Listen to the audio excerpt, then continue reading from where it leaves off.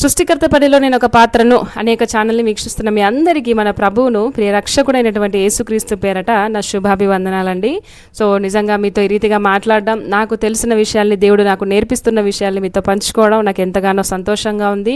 మరి గడిచిన వీడియోస్లో మనం చూసుకున్నాం, ఒక 6 వీడియోల్లో దేవునికి నచ్చని 6 పనులు మనం చూసుకుంటున్నాం. సో ఇవాళ 7వది ఏంటి ఆయనకి నచ్చని పని అని. ఒకవేళ మనం 100 లిస్టు పెట్టుకున్నాం కదా, ఆ 100లో ఒక్కొక్కటిగా మనం చూసుకుంటూ వస్తున్నాం. వాటన్నిటినీ కూడా మనం అనుకుంటాం ఏదో 1-2 పనులు చేసేసి దేవుడికి నచ్చిన వారిగా మనం ఉంటున్నాం, దేవుడు ఇంకా మనల్ని ఇష్టపడతాడు పరలోకంలో, మనకే ఫస్ట్ ఎంట్రీ అని. కానీ నిజంగా ఎన్నో ఆయనకు నచ్చని పనులు మనకు ఉంటున్నాయి, అవన్నీ మన కంట పడవు, అవి అసలు అనిపించవు, అవి దేవునికి నచ్చవు అని కూడా. సో అలాంటి పనుల్ని ప్రతి దాన్ని పిన్ టు పిన్గా తీసుకుంటూ మీతో షేర్ చేసుకోవడానికి నేను ఎంతగానో ఇష్టపడుతున్నాను. సో అందులో భాగంగా ఇవాళ 7వది మనం చూసుకుంటే విగ్రహారాధన. మనం అనుకుంటాం కదా, ఒక విగ్రహారాధన అంటే ఏంటి, ఒక విగ్రహానికి మొక్కితేనో, ఒక విగ్రహానికి సాగిలపడితేనో, ఒక విగ్రహాన్ని పూజిస్తేనో విగ్రహారాధన అని మనం అనుకుంటాం. కానీ దేవుడికి మించినది ఏది మన జీవితంలో ఉన్నప్పటికీ అది విగ్రహారాధనే అని మనం ఫిక్స్ అయిపోవాలి. దేవుడికి మించి ఏదైనా, అది డబ్బులైనా, మనుషులైనా, బంధాలైనా, ఆస్తులైనా, అంతస్తులైనా, సమాజంలో పేరు ప్రఖ్యాతలు ఏవైనప్పటికీ దేవునికంటే ఒకవేళ ఇంపార్టెన్స్ మనం వాటికి ఇస్తున్నాము, మన హృదయంలో ఫస్ట్ ప్లేస్ వాటికే ఉంది అంటే అది నిజంగా విగ్రహారాధనే. నిజంగా కొంతమంది పిల్లల్ని ఎంతగానో ప్రేమించేస్తారు, దేవుడిచ్చిన పిల్లల్ని దేవుని కంటే ఎక్కువగా ప్రేమిస్తారు. గర్భఫలం కోసం ఎన్నో ఏండ్ల తరబడి ప్రార్థిస్తారు, ఒక్కసారిగా గర్భఫలం రాగానే దేవుణ్ణి కూడా మర్చిపోయేంతగా వాళ్ళని ప్రేమించేస్తారు. మరి డబ్బే వారి జీవితం అన్నట్టుగా కొంతమంది దేవుడికి ఇంపార్టెన్స్ ఇవ్వకుండా, మరి ఆదివారం సంఘాలకు వెళ్లకుండా, లేదా దేవునికి ఇచ్చే టైం దేవునికి ఇవ్వకుండా డబ్బు సంపాదించడం కోసమే ఒక టైంని ఇస్తుంటారు. మరి అది విగ్రహారాధన కాదంటారా? మనుషులను బట్టి ఎంతగానో మరి ఒక బలాన్ని చూసుకుంటూ, మనుషులను బట్టి ఎంతగానో విర్రవీగుతూ, వారిని బట్టి అతిశయిస్తుంటారు. మరి దేవుడు ఎక్కడికి వెళ్ళిపోయాడు అక్కడ? సో మరి నిజంగా దేవునికి మనం ఇంపార్టెన్స్ ఇవ్వట్లేదు, దేవుని కంటే మనకి ఇంపార్టెంట్ అయినవి మన లైఫ్లో ఏవో ఉన్నాయి అని మనం అక్కడ జ్ఞాపకం చేసుకోవాలి. సో ఇది కేవలము మనం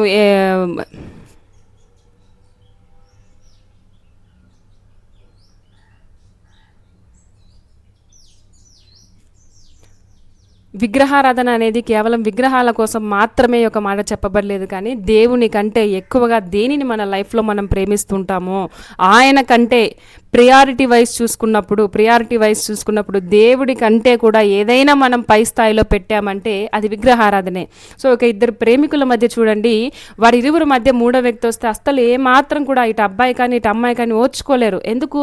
వాళ్ళు ఒకరికి ఒకరు ఎంతగానో ఇష్టపడాలి, ఇష్టంగా ఉండాలి, మా ఇద్దరి మధ్య మేము తప్ప వేరే ఎవ్వరు ఉండకూడదు అన్నంతగా ప్రేమించుకుంటూ ఉంటారు. సో అబ్బాయి వేరే అమ్మాయికి స్థానాన్ని ఇచ్చినా, ఈ యొక్క అమ్మాయి వేరే అబ్బాయికి స్థానాన్ని ఇచ్చినా వాళ్ళు అసలు ఒప్పుకోరు. వాళ్ళ హృదయం ఎంతగానో వేదన పడుతుంది. ఎందుకు? నేను ప్రేమిస్తున్న వ్యక్తి నాకు మాత్రమే ఇంపార్టెన్స్ ఇవ్వాలి, మొదట నన్నే ప్రేమించాలి, నా తర్వాత ఎవరైనా అని అనుకుంటారు. నిజంగా ప్రేమలు ఉన్నప్పుడు, సో నిజమైన ఎటువంటి స్వార్థం లేకుండా ప్రేమలు చూపించేటప్పుడు అలాంటిది ఉండదు, అలాంటి అని నిజంగా మరి ఒక వ్యక్తే తనకి ఇంపార్టెన్స్ ఇవ్వాలని ఆశపడుతున్నప్పుడు మన కోసం యొక్క సర్వ సృష్టిని సృష్టించి తన ప్రాణాన్ని సహితం మన కోసం దారపోచిన యొక్క దేవుడు ఇంపార్టెన్స్ కోరుకోవడం, ఫస్ట్ ప్లేస్ కోరుకోవడంలో తప్పేమండి? నిజంగా మనం ఎన్నో వాటిని మనుషులకే మనల్ని ప్రేమిస్తున్నామని మొదటి స్థానం వాళ్ళకి ఇచ్చేస్తే, నిజంగా దేవుడు మన కోసం ఎంత చేశాడో ఒకసారి చూసుకుంటే, ఈరోజు ఇలా జీవిస్తున్నాం, ఊపిరి పీల్చుకోగలుగుతున్నాం అంటే కూడా దానికి కారణం దేవుడేనే.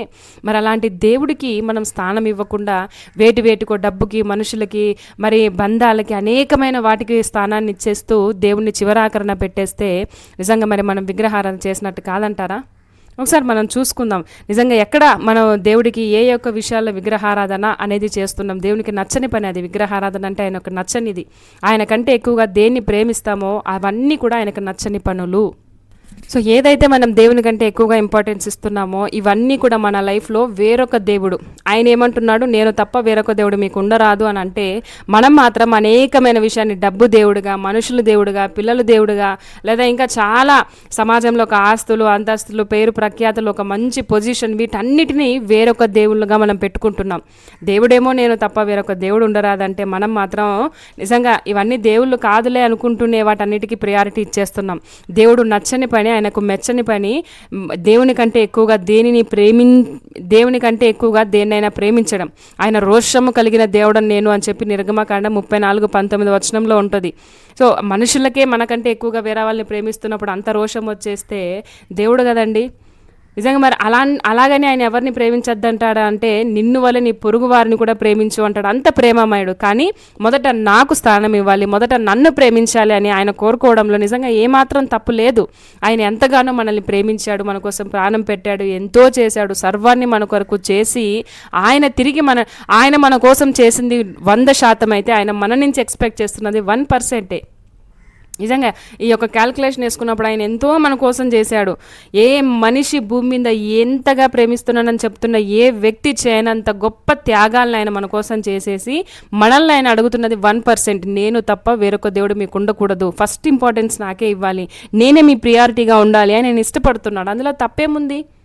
మనమే ఇతరులు నా కోరిక అడిగినప్పుడు దేవుడుగా ఉన్న ఆయన మనల్ని అది అడగడంలో తప్పులేదు. అక్కడ తెలుస్తుంది మనం ఆయనకి ఎంత ఇంపార్టెన్సో అని. సో నిజంగా మన జీవితంలో దేవుడు తప్ప వేరే ఏదున్నా, వేరే దేన్ని ప్రేమించినా, వేరే దేనికి ప్రియారిటీ ఇచ్చినా అది దేవుని కంటే ఎక్కువే.